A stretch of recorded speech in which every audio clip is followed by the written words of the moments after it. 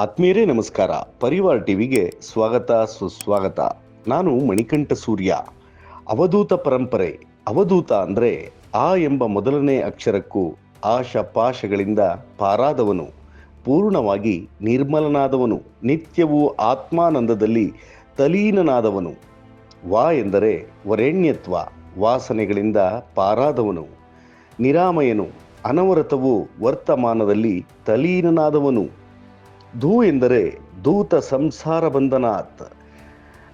ಅವರದೇ ದೇಹ ಧೂಳಿನಲ್ಲಿ ತುಂಬಿದ್ದರೂ ಮನಸ್ಸು ಅಶುಚಿಯನ್ನೆಲ್ಲ ಕಳೆದುಕೊಂಡಿರುವಂತಹ ಧಾರಣ ಧ್ಯಾನಗಳಿಂದ ನಿರ್ಮುಕ್ತನಾಗಿರುವವನು. ತಾ ಅಂದರೆ ತತ್ವ ಚಿಂತನೆಯನ್ನು ಮಾಡುವವನು, ಚಿಂತೆಗಳನ್ನು ತೊರೆದವನು, ಅಹಂಕಾರದಿಂದ ಪಾರಾದವನು ಅವಧೂತ. ಒಟ್ಟಾರೆ ಆತ್ಮಜ್ಞಾನವನ್ನು ಪಡೆದುಕೊಂಡಿರುವಂತಹ ದತ್ತಾತ್ರೇಯರು ಹೇಳಿಕೊಟ್ಟ ದಾರಿಯಲ್ಲಿ ನಡೆದು ಬಂದವರು ಅವಧೂತರು. ಅಂತಹ ಕೆಲವು ಅವಧೂತರನ್ನು ನೀವು ಕೇಳಿಯೇ ಇರ್ತೀವಿ. ಸ್ನೇಹಿತರೆ, ಇನ್ನೊಂದು ವಿಚಾರ, ದತ್ತಾತ್ರೇಯ ಅಂದರೆ ಯಾರು ಅಂತ ನೋಡೋದಾದರೆ ಒಂದು ಪುರಾಣ ಕತೆ ಹೇಳಲೇಬೇಕು. ಆತ್ರೇಯ ಹಾಗೂ ಅನಸೂಯ ಅವರ ಪುತ್ರ ದತ್ತಾತ್ರೇಯ.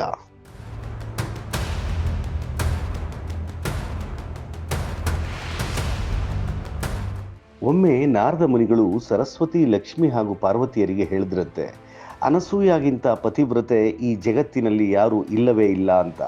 ಅದಕ್ಕೆ ಆ ಮೂರು ಮಹಾಶಕ್ತಿಗಳು ತಮ್ಮ ಗಂಡಂದಿರಾದ ಸೃಷ್ಟಿ ಸ್ಥಿತಿ ಲಯಕ್ಕೆ ಕಾರಣರಾದ ಬ್ರಹ್ಮ ವಿಷ್ಣು ಮಹೇಶ್ವರರನ್ನು ಪರೀಕ್ಷೆ ಮಾಡಿ ಅಂತ ಹಠ ಹಿಡಿದು ಕುಳಿತಾಗ ಮೂರು ಜನ ಅಂದರೆ ಬ್ರಹ್ಮ ವಿಷ್ಣು ಮಹೇಶ್ವರರು ಸನ್ಯಾಸಿಗಳ ವೇಷದಲ್ಲಿ ಬಂದು ತಾಯಿ ಅನಸೂಯ ಬಳಿ ಭಿಕ್ಷೆ ಕೇಳ್ತಾರೆ. ಅದು ದಿಗಂಬರಳಾಗಿ ನಮ್ಮ ಹಸಿವೆಯನ್ನು ನೀಗಿಸಬೇಕು ಅಂತ. ಅದಕ್ಕೆ ಒಪ್ಪಿದ ಮಹಾಸಾಧ್ವಿ ಕಮಂಡಲದ ನೀರನ್ನು ತನ್ನ ಮಂತ್ರಶಕ್ತಿಯಿಂದ ಚಿಮುಕಿಸಿ ಬ್ರಹ್ಮ ವಿಷ್ಣು ಮಹೇಶ್ವರರನ್ನು ಪುಟ್ಟ ಮಕ್ಕಳ ಹಾಗೆ ಮಾಡಿ ಸ್ತನಪಾನ ಮಾಡಿಸಿದಾಗ ಸೃಷ್ಟಿ ಕಾರ್ಯದಲ್ಲಿ ತೊಡಗಬೇಕಿದ್ದ ಬ್ರಹ್ಮ ನಿದ್ದೆ ಮಾಡ್ತಾ ಇದ್ರೆ ಸ್ಥಿತಿ ಲಯಕಾರಕರಾದ ವಿಷ್ಣು ಹಾಗೂ ಶಿವ ತೊಟ್ಟಿಲಲ್ಲಿ ಮಲಗಿ ವಿಶ್ರಾಂತಿ ಪಡಿತಾ ಇದ್ರಂತೆ. ಆ ಕ್ಷಣವನ್ನು ಮಾತುಗಳಿಂದ ಹೇಳಿ ವಿವರಿಸಲು ಸಾಧ್ಯವೇ? ಅದಿರಲಿ. ಆಗ ವಿಚಾರ ತಿಳಿದ ಸರಸ್ವತಿ ಮತ್ತು ಲಕ್ಷ್ಮೀ ಪಾರ್ವತಿಯರ ಬೇಡಿಕೆ ಮೇಲೆ ಮತ್ತೆ ಮೊದಲಿನಂತೆ ಆಗ್ತಾರೆ ಬ್ರಹ್ಮ ವಿಷ್ಣು ಮಹೇಶ್ವರರು. ಅವರ ಭಕ್ತಿಗೆ ಮೆಚ್ಚಿದ ತ್ರಿಮೂರ್ತಿಗಳು ಏನಾದರೂ ವರ ಕೇಳಿ ಎಂದಾಗ ಆತ್ರೇಯ ಅನಸೂಯರ ಆಸೆಯಂತೆ ತ್ರಿಮೂರ್ತಿ ರೂಪವಾದ ದತ್ತಾತ್ರೇಯರು ಅತ್ರಿ ಅನಸೂಯರ ಮಕ್ಕಳಾಗಿ ಹುಟ್ಟುತ್ತಾರೆ. ಇನ್ನು ದತ್ತಾತ್ರೇಯರ ಪವಾಡಗಳು ಹಾಗೂ ಅವರ ಭಕ್ತಿಗೆ ಅವರು ತೋರಿಸುತ್ತಿದ್ದ ಕರುಣೆ ಅಪಾರವೇ ಸರಿ. ಅದು ಇವತ್ತು ಕೂಡ ದತ್ತ ಪರಂಪರೆ ಅಂತಲೇ ತುಂಬ ಪ್ರಸಿದ್ಧಿ. ಅಂದರೆ ಗುರುವಿನ ವಾಕ್ಯಕ್ಕೆ ಪ್ರಶ್ನಿಸುವಂತಿಲ್ಲ. ಹಾಗೆ ನಾನು ಎನ್ನುವ ನಾನತ್ವ ಇಲ್ಲದವರೇ ಅವಧೂತರು. ಅವರು ಹೇಗೆ ಬೇಕಾದರೂ ಇರಬಹುದು. ಅವರು ಬಟ್ಟೆ ಹಾಕ್ಕೊಂಡೂ ಇರ್ಬೋದು, ಬಟ್ಟೆ ಇಲ್ದಲೇ ಕೂಡ ಇರ್ಬೋದು. ಅವರಲ್ಲಿ ಹಿಂದೂ, ಕ್ರಿಶ್ಚಿಯನ್, ಮುಸ್ಲಿಂ, ಸಿಖ್ ಯಾವ ವೇಷ, ಯಾವ ದೇಶ, ಯಾವ ಭಾಷೆ, ಯಾವ ಜಾತಿ ಮತ ಪಂಥಗಳಿಲ್ಲ. ಅವರು ಗಂಡಸಿರಬಹುದು, ಹೆಂಗಸಾಗಿರಬಹುದು, ತೃತೀಯ ಲಿಂಗಿಗಳೂ ಆಗಿರಬಹುದು. ಅವರಿಗೆ ಲಿಂಗಭೇದವಿಲ್ಲ, ಜಾತಿ ಭೇದವಿಲ್ಲ, ಭಾಷೆ ಭೇದವಿಲ್ಲ. ಎಲ್ಲವನ್ನೂ ಮೀರುವಂತಿದ್ದವರು, ಎಲ್ಲವನ್ನೂ ಮೀರಿದವರು ಅವಧೂತರು. ವಿಶ್ವ ಮಾನವರಿಗಿಂತ ಅತಿ ದೊಡ್ಡ ಕಲ್ಪನೆ ಅಂದರೆ ಅದು ಅವಧೂತ ಕಲ್ಪನೆ ಅಂತ ಹೇಳಬಹುದು.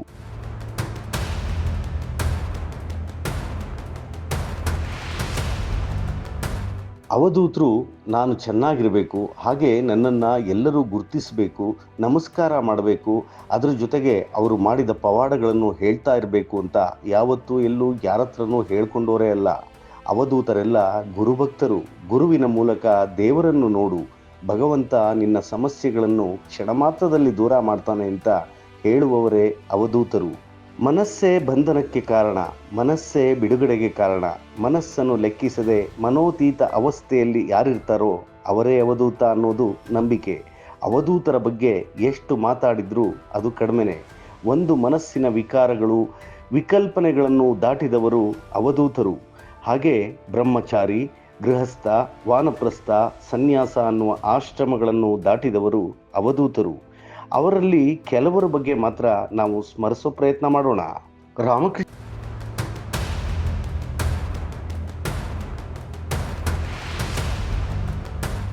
ಪರಮಹಂಸರು, ಚಂದ್ರಶೇಖರ ಭಾರತಿಗಳು, ಸದಾಶಿವ ಬ್ರಹ್ಮೇಂದ್ರ ಅವರು, ವೆಂಕಟಾಚಲ ಅವಧೂತರು, ಕೈವಾರದ ತಾತಯ್ಯ, ವೀರ ಬ್ರಹ್ಮೇಂದ್ರಗಾರು, ರಘುನಾಥ ಸಮರ್ಥರು, ನೀಮ್ ಕರೋಲಿ ಬಾಬಾ, ವಲ್ಲೀಶ್ ಮಹಾರಾಜ್, ಶ್ರೀಧರ್ ಗುರೂಜಿ, ಸಾಯಿಬಾಬಾ, ಆದಿಯೋಗಿ, ತ್ರೈಲಿಂಗ ಸ್ವಾಮಿಗಳು ಇವರಲ್ಲಿ ಯಾರೂ ಹಣ, ಆಸ್ತಿ, ಹೆಸರು, ತಮ್ಮ ಚರಿತ್ರೆ ಬರೆಸ್ಕೊಂಡವರು ಇಲ್ಲವೇ ಇಲ್ಲ.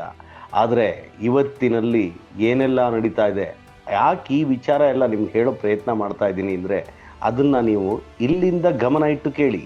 ಸ್ನೇಹಿತರೆ, ಅವಧೂತರುಗಳೆಲ್ಲ ಆತ್ಮಸಾಕ್ಷಾತ್ಕಾರ ಮಾಡಿಕೊಂಡವರು. ಆದರೆ ಇವತ್ತು ವಾಸ್ತವವಾಗಿ ಏನೆಲ್ಲ ಮಾಡ್ತಾ ಇದ್ದಾರೆ, ಅವಧೂತರ ಹೆಸರಲ್ಲಿ ದೋಖಾ. ನೀವು ಆಲೋಚಿಸಬೇಕು, ಇದು ಕಲಿಯುಗ. ಎಲ್ಲಿಯವರೆಗೆ ಮೋಸ ಹೋಗೋರು ಇರ್ತಾರೋ ಅಲ್ಲಿವರೆಗೆ ಮೋಸ ಮಾಡೋರು ಇದ್ದೇ ಇರ್ತಾರೆ. ಅದಕ್ಕಾಗಿ ಹೇಳ್ತಾ ಇರೋದು, ಡೋಂಗಿ ಅವಧೂತ ಅಂತ ಹೇಳ್ಕೊಳ್ಳೋರ ಬಗ್ಗೆ ಸ್ವಲ್ಪ ಎಚ್ಚರ ವಹಿಸಿ. ಅವಧೂತರು ಯಾವುದೇ ಮಠ ಮಂದಿರಗಳನ್ನು ಅವರಿಗವರೇ ನಿರ್ಮಿಸಿಕೊಂಡೇ ಇಲ್ಲ. ಆದರೆ ಇತ್ತೀಚೆಗೆ ಕೆಲವೊಬ್ಬರು ಅವಧೂತ ಅಂತ ಹೇಳಿಕೊಂಡು ಶಾಖೆಗಳ ಮೇಲೆ ಶಾಖೆಗಳನ್ನು ಓಪನ್ ಮಾಡಿಕೊಂಡು ದುಡ್ಡು ಮಾಡ್ತಾ ಇದ್ದಾರೆ. ಅದೊಂದು ಹೊಸ ಅವತಾರ ಅಂತ ಅವ್ರಿಗವರೇ ಕಿರೀಟ ಇಟ್ಕೊಂಡು, ಪ್ರಭಾವಳಿ ಇಟ್ಕೊಂಡು, ಸ್ವಯಂ ದೇವಘೋಷಿತ ಮಾನವ ಅಂತ ಮೆರಿತಾ ಇದ್ದಾರೆ. ಊರಿಗೊಬ್ಬರು ಅವಧೂತರು ಹುಟ್ಕೋತಾ ಇದ್ದಾರೆ. ಅವಧೂತ ಅಂದರೆ ಅದು ಸಣ್ಣ ವಿಚಾರನ. ಅದ್ರ ಬಗ್ಗೆ ಸ್ವಲ್ಪ ತಿಳ್ಕೊಂಡು ನೀವು ಮೋಸ ಹೋಗ್ತಾ ಇದ್ದೀರಾ ಇಲ್ವಾ ಅನ್ನೋದನ್ನ ಗಮನವಹಿಸಿ. ಕೆಲವೊಂದು ವಿಚಾರಗಳು ಕಾಕತಾಳೀಯವಾಗಿ ನಡೆಯಬಹುದು, ಎಲ್ಲವೂ ಸತ್ಯವಲ್ಲ.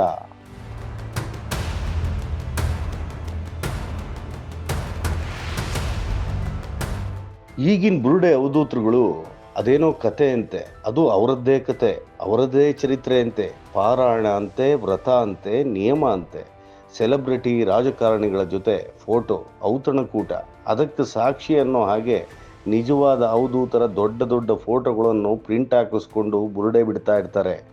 ಸ್ವಲ್ಪ ಹುಷಾರಾಗಿರಿ. ಅವ್ರಿಗೆ ಕೂರಕ್ಕಾಗಲ್ಲ, ನಡೆಯೋಕ್ಕಾಗಲ್ಲ.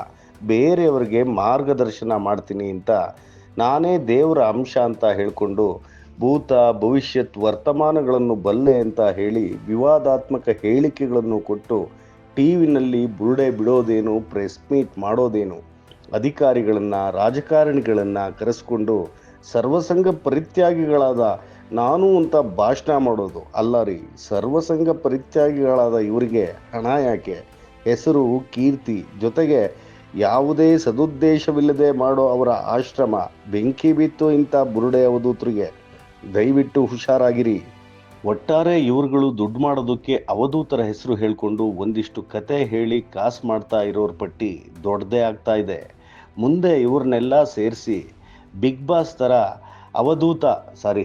ಅವಪ್ರೇತ ಶೋ ಅಂತ ಮಾಡಿ ನಿಮಗೇನಾದರೂ ತೋರಿಸೋ ಅವಕಾಶ ಸಿಕ್ಕರೆ ಅವರ ಸಾಲಿನಲ್ಲಿ ನಿಮ್ಮ ಸುತ್ತಮುತ್ತ ಇರೋ ಕಾಂಪಿಟೇಷನ್ ವ್ಯಕ್ತಿಗಳ ಹೆಸರನ್ನು ಖಂಡಿತ ಕಾಮೆಂಟ್ ಬಾಕ್ಸ್ನಲ್ಲಿ ಹಾಕಿ. ಹಾಗೆ ನಿಜವಾದ ಅವಧೂತರಿಗೆ, ಗುರುನಾಥರಿಗೆ ಅವಮಾನ ಮಾಡದೆ ಅವರ ಪರಂಪರೆಯ ಹೆಸರಿನಲ್ಲಿ ನಮ್ಮ ಹಿಂದೂ ಸನಾತನ ಧರ್ಮಕ್ಕೆ ಕಳಂಕವಾಗಿರುವ ಪ್ರಚಾರ ಪುರುಷರಿಂದ ದೂರ ಇರಿ. ನೋಡ್ತಾ ಇರಿ ಪರಿವಾರ್ ಟಿವಿ. ಸಬ್ಸ್ಕ್ರೈಬ್ ಮಾಡಿ, ಲೈಕ್ ಮಾಡಿ ಹಾಗೂ ಶೇರ್ ಮಾಡಿ. ನಮಸ್ಕಾರ.